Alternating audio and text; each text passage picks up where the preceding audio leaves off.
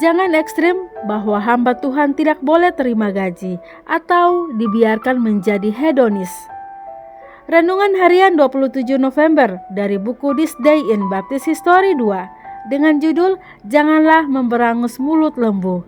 Nats yang diambil 1 Korintus pasal 9 ayat 1 sampai 14. Pada akhir perang Revolusi Amerika Serikat ditemukan di bagian Carolina Utara di sebelah barat Yadkin dan membentang di sepanjang kedua sisi sungai itu dan ke arah barat hingga garis pemisah antara Carolina Utara dan Tennessee.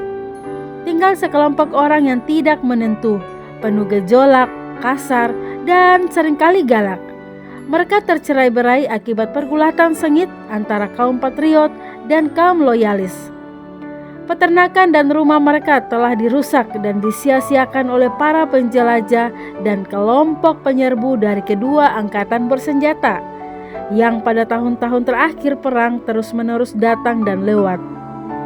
Terjadi perpindahan populasi secara terus-menerus, para pemukim lama pindah dan para pemukim baru masuk, semua dalam kekacauan, dan setiap orang menjadi hukum bagi dirinya sendiri dan melakukan apa yang benar menurut pandangannya sendiri. Ada banyak orang yang minum whisky dan semua pertemuan publik seperti pemilu, penjualan, dan pengadilan penuh dengan keributan dan perkelahian. Pemerintahan sipil tidak berdaya untuk melakukan apapun demi perkembangan sosial dan moral orang-orang ini. Namun, pengenalan Injil Tuhan kita Yesus Kristus mulai membawa integritas moral dan ketertiban sipil ke dalam rumah dan masyarakat mereka. Kaum Baptis sangat terlibat dalam evangelisasi masyarakat di daerah ini ketika mereka mendirikan stasiun-stasiun khotbah dan mendirikan gereja di antara mereka. Setiap pondok kayu, rerimbunan pohon, semak punjung, dan lumbung merupakan tempat untuk menggalang komunitas untuk mendengarkan kekayaan kasih karunia Tuhan yang tak terselami. Martin Ross yang lahir di Martin County, North Carolina pada tanggal 27 November 1762 hari ini sangat dipakai oleh Tuhan kita dalam menyebarkan Injil, membimbing gereja-gereja dalam tatanan yang benar, dan menasihati mereka untuk mendukung para hamba Tuhan dan misi mereka di seluruh dunia. Ia juga seorang patriot dan menjawab panggilan negaranya dengan menjadi prajurit di Angkatan Darat Kontinental. Dia mengikuti teladan Tuhan dalam pembaptisan setelah pengakuan imannya kepada Yesus Kristus pada tahun 1782 dan dibaptis oleh penatua John Pets. Dia mendapat izin untuk berkhotbah pada tahun 1784 dan ditabiskan sebagai gembala di Gereja Baptis Kewarkey pada bulan Maret 1787. Dia segera diakui sebagai pendiri gereja yang luar biasa dan pemimpin yang cakap di Asosiasi Gereja Baptis Kentucky pada tahun 1790 ketika dia menulis surat edaran mengenai pemeliharaan pelayanan. Dia menjadi tidak disukai banyak saudara-saudaranya. Kami memahami bahwa salah satu alasan utama mengapa gereja-gereja begitu lalai dalam melakukan tugas ini adalah karena masyarakat selama sejumlah tahun telah sangat tertindas oleh lembaga gerejawi yang menggalang dana melalui pajak untuk mendukung para pelayan yang memiliki doktrin yang berlawanan. Banyak di antaranya sangat patut dicurigai tidak pernah dipanggil oleh Tuhan untuk berkhotbah, tetapi hanya berkhotbah untuk bayaran dan demi uang, dan lebih memperhatikan bulu domba daripada kawanan domba. Untuk menghindari hal ekstrim ini, banyak pengkhotbah yang bersemangat, yang membenci pekerjaan kegelapan dan penipuan mereka, karena sadar bahwa orang-orang seperti itu masuk ke dalam pelayanan demi keuntungan kotor, menganggap bahwa adalah tugas mereka untuk memberikan kesaksian yang berlawanan dengan mereka. Namun karena tidak berhati-hati dalam membedakan antara hidup dari Injil Kristus dan didukung oleh hukum-hukum manusia, orang-orang yang bersemangat ini telah secara tidak bijaksana mengutuk praktik menerima apapun sebagai imbalan atas kerja keras mereka, sehingga mereka malah jatuh ke dalam kesalahan. Oleh karena itu, perlu adanya sikap yang seimbang di antara kedua ekstrim tersebut.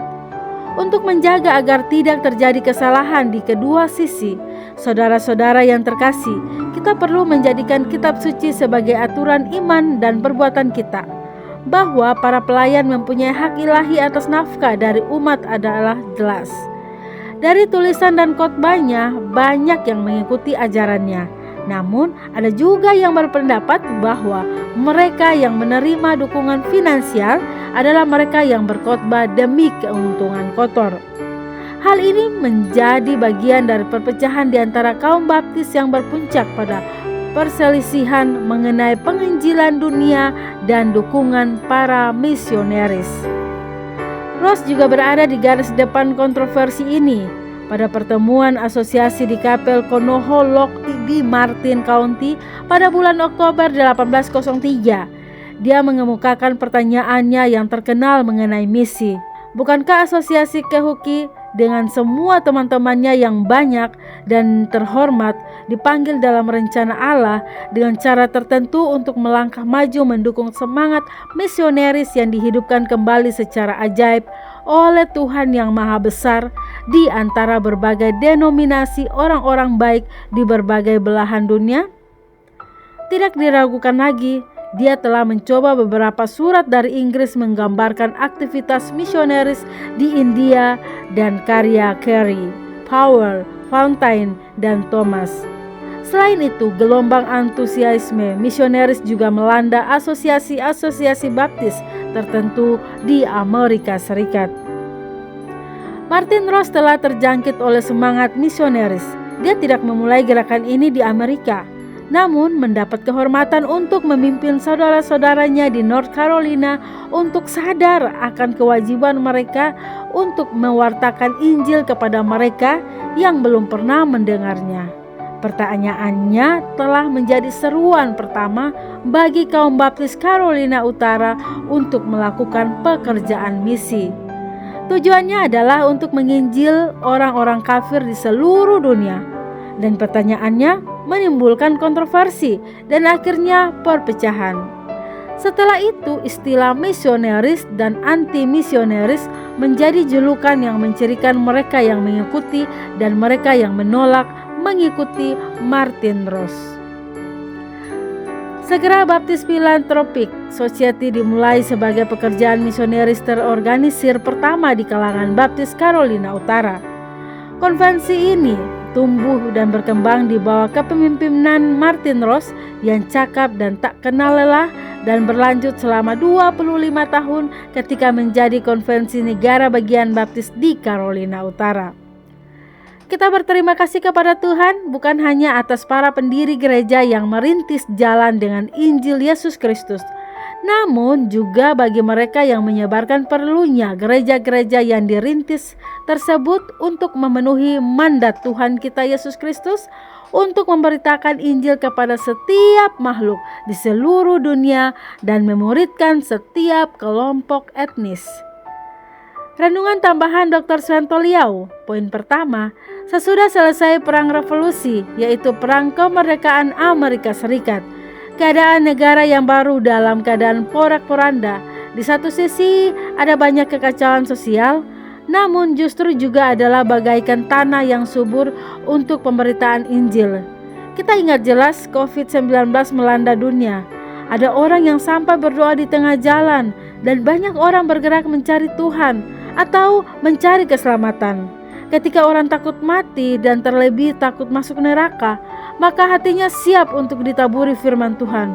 Pada abad 18 belum banyak muncul bidat, namun sekarang jumlah bidat mengerikan sekali. Sehingga sekalipun seseorang haus akan kebenaran dan mencari jalan keselamatan, belum tentu dia akan bertemu kekristenan yang alkitabiah. Dalam keadaan demikian, hanya orang yang sangat amat mencari pengajaran yang benar yang akan dipuaskan. Poin kedua, di atas diceritakan bahwa di masa lalu para pemimpin gereja-gereja di mata orang Kristen adalah orang yang berkhotbah demi uang. Dan setelah Amerika Serikat merdeka, gereja baptis bertumbuh seperti jamur Terbangun konsep ekstrim ke arah kebalikan bahwa pengkhotbah harus melayani tanpa pamrih, bahkan tanpa digaji dan hidup susah. Efek berikutnya, para pengkhotbah baptis rata-rata menjadi petani mengelola tanah untuk menghidupi keluarga. Kemudian Martin Ross setelah mendengar berita keberhasilan misionaris di India bersemangat menggalang dana untuk mendukung misionaris. Akhirnya timbul pertanyaan, mengapa misionaris perlu dana? Lalu apakah gembala berhak terima gaji? Akhirnya kita sadar bahwa seluruh pelayanan memerlukan dana. Poin ketiga, gereja yang tidak mengajarkan anggota jemaatnya untuk ikut ambil bagian dalam pelayanan itu mirip orang tua yang tidak mengajar anaknya mencuci piring, menyapu, dan melakukan berbagai pekerjaan, dan akhirnya mereka menjadi manja. Anggota jemaat yang sungguh lahir baru harus merindukan keselamatan orang yang terhilang. Dan jika ada kerinduan untuk menyelamatkan orang, ia harus ambil bagian. Apakah mempersembahkan dirinya atau mempersembahkan hartanya? Pekerjaan Tuhan sangat memerlukan tenaga dan dana. Maka seluruh anggota jemaat harus berdoa bagian mana yang bisa dilakukannya. Dan yang paling minim adalah berdoa agar segala sesuatu berjalan dengan baik, tidak ada hedonis dan juga tidak ada orang pelit. Demikian renungan hari ini 27 November bersama saya Lina Dadi. Tuhan Yesus menyertai dan Maranatha.